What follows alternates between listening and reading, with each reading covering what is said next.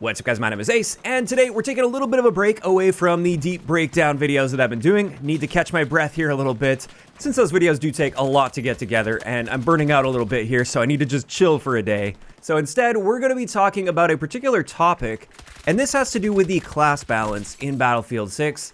In my opinion, the Assault class got shafted. It is very noticeably worse than all of the other classes, for a handful of reasons that we're going to be going over today, and I think it could use some love in a few areas to help bring it up to the level of the other classes. Now, before we get into that though, I do want to start this off by saying I don't think Assault is like completely useless and there are no redeeming qualities. There are a few really good elements with the Assault class. I just think overall it's clearly weaker than the others. So let's first go over the elements that I think are quite good with Assault. And the first one is actually the ladder. The ladder gadget is very useful, and it's got a lot of potential to actually break a particular setup or really change the flow of the game in a situation, not only for you, but for your entire team. Now, it can be a little buggy as far as deployment goes, where sometimes it seems like there should be no issue with you deploying it, and yet it's still red and it won't let you place the ladder. But I mean, outside of that, I think the ladder is actually quite solid. Additionally, with the second training path, Frontliner, the quick recovery ability is quite solid as well. This allows you to trigger your health regeneration 50% faster, and it provides a 50% improvement to your healing. That's pretty great as well. However, you're only going to be seeing this usually toward the end of the game. And on top of that, in the game's current state with how the challenges are and the fact that the Adrenaline Injector challenge doesn't really track super well, where you have to get kills with the Adrenaline Injector active, I think for a huge portion of the player base, they haven't unlocked this training path yet because of this challenge limiting them. And I'm actually one of those people. I'm just waiting for the fix to come. They have confirmed they'll be reducing this down to just 3, and I just won't be touching Assault until this challenge gets fixed. But in either case, that ability to have faster healing is kind of neat. And then finally, I think the spawn beacon is also an excellent gadget, but we have the exact same issue here, and that is, I think the average player out there doesn't have this unlocked yet because you need to finish that Adrenaline Injector challenge that doesn't track properly. And honestly, those are really the only highlights in my eyes when it comes to Assault. Now let's talk about the issues, and many of these are things that I've found with my testing and my breakdown videos over the past couple weeks. Let's first start this off with our class gadget, which is the Adrenaline Injector. When it comes to this is by far the weakest class gadget in the game, and it's not even close. For those that aren't aware, just a quick recap of this. The Adrenaline Injector gives you a 10% boost to your sprint speed, but only if you have a gun in your hand. It doesn't boost your knife movement speed, so if you have a knife on your class, you can just swap to that and sprint a whole lot faster without having to use the Adrenaline Injector to begin with. And once it's active, which it only lasts for 8 seconds, that's a pretty short period of time, you gain some explosive resistance as well as essentially immunity to flashes and stuns, which essentially nobody uses. I've got quite a few hours into this game now, and I can count on one hand the number of times I've been hit by a flash or a stun at this point. And even if I was using Assault in those situations where I did actually get hit by those things, it's highly unlikely that I would have predicted those properly and injected myself within 8 seconds before that hit me. The stars would basically have to align at this point for that to happen, which is another area we're going to be talking about in a little bit with Assault. But that's it. That's all the Adrenaline Injector does. And when you put that side by side with like the support bag, for instance, that allows me to trigger healing on myself and my teammates instantly. It also provides ammo, so I basically never have to worry about running out of ammo for myself, and again, works for my teammates as well. Or compare that to a repair tool, which allows me to keep my team's vehicles alive, and vehicles are a very important part of the game, so that can have a drastic impact on the outcome of the game. And even Recon's motion sensor, that's providing a lot more utility because it doesn't just have an 8-second duration, and it lets you know where enemies are as they approach you. So comparatively, the Adrenaline Injector is practically useless relative to the other signature gadgets in the game, and therefore I really think this could use some love. Now, as far as what they do to this, they could go many different routes. I know they were initially testing having this trigger your health regeneration and allow you to heal quickly. That was something they were testing in Battlefield Labs, but they decided to remove that, I think because the pick rates were too high for Assault, and many were seeing that as too powerful. Honestly, I don't think it would be the end of the world if it did help you with your health regeneration when using this Adrenaline Injector, simply because unlike a support bag, which triggers that health regeneration for you as well as your teammates, the Adrenaline Injector would only be doing it for you, so it still wouldn't be as powerful as a support bag. It's also not providing ammo to you and your teammates, so I don't think it would be totally overboard to expect some health regeneration benefits out of that. But if they don't want to go that route, I think at the very least something should be done about the duration of effect or at least the potential duration of effect with the Adrenaline Injector. Like I said, the effects of this only last for 8 seconds, and the effects aren't even that amazing. Sure, the explosive resistance is nice, and that little bit of a boost to your sprint speed, sure, that doesn't hurt anything.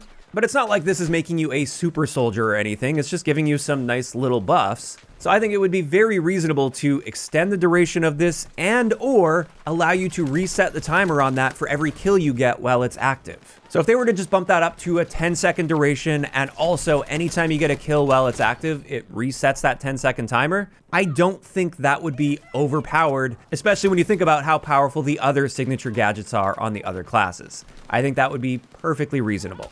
So that's the first element of Assault that I think is really lacking and could use some improvement. Next, let's talk about the weapon proficiency, and this is something I covered very recently on the channel, where I broke down all of the weapon proficiencies for all of the classes, and when it came to the Assault proficiency, I was measuring frame by frame at 120 FPS, and the stated improvements that you're supposed to get while using an assault rifle on the assault class were negligible. I honestly don't know if this is even active and if it's working or not, or if it's just providing such a small improvement that I can't even consistently measure the difference going frame by frame at 120 FPS. So something definitely needs to change there or get fixed there. I don't even know if this is broken or working as intended, but just not providing enough of an impact. I think if it did what it says it's doing, and it were a really noticeable difference, then that proficiency would be fine, but I'm unable to even measure the difference. So clearly, something needs to change there. Next up, something I've noticed a lot, this one I think is a bug, is the fact that the extra grenade perk that you're supposed to get with the Breacher training path, it just doesn't seem to be working. You're supposed to have an extra grenade when you spawn.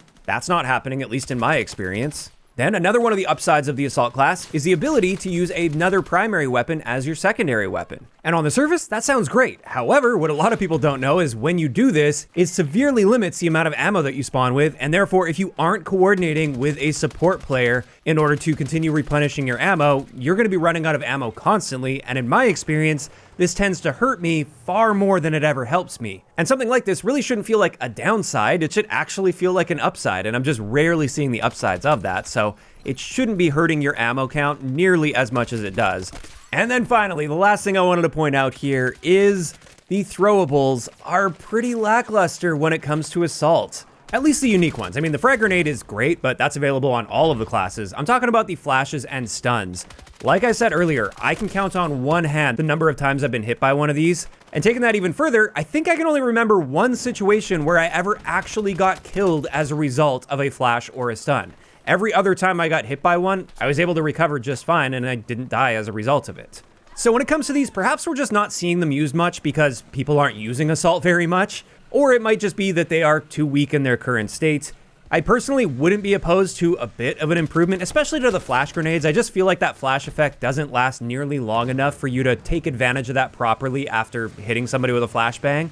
By the time you actually push into the room to attack that player, usually they can at least see enough that they can fight back effectively. So perhaps some improvements to those would be nice. And there we go. Those are the primary reasons that I feel the Assault class just got shafted relative to the others in this game. There are some clear issues here in my eyes, and it's unfortunate to see. I would definitely like to use Assault more, and based on the in-game description of Assault, which is the ultimate frontline fighter, skilled at punching through enemy defenses, dominate close to mid-range encounters, and limit the enemy's ability to fight. Based on that description, that sounds like it should be appealing to me a lot. However, if I'm playing really aggressively, there are very few situations where I would rather be using Assault than Support. With Support, I can push through much more effectively. I've got smoke grenades to cover distances. I can heal myself. I can heal my teammates. I can revive my teammates almost instantly. All of that is so much more powerful as an aggressive player than what we get with the Assault class. And therefore, if I want to be the ultimate frontline fighter, I'm not picking Assault. I'm picking Support. Now, of course, these are all just my thoughts and opinions on this, and this is where I want to hear from you guys in those comments down below. How are you feeling about the current class balance, more specifically Assault, relative to the other classes in the game? Do you agree with me? Do you think Assault did get shafted a little bit here and could use some improvements to bring it up to the level of the other classes? Or do you maybe disagree? Do you guys think Assault is just fine as is and doesn't really need any improvements? Just let me know down below. If you enjoyed the video, a like rating is always appreciated. And don't forget to subscribe for more if you haven't already. I'll talk to you guys next time.